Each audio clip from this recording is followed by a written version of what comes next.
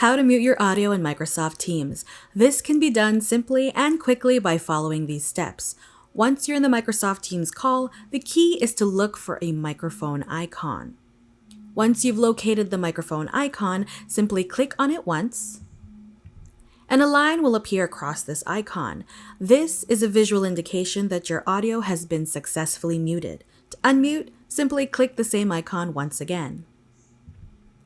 This icon will always be a part of the Teams toolbar, which can be located in different ways depending on where or how you are accessing Microsoft Teams. The first might be located on the top of your call screen as seen here.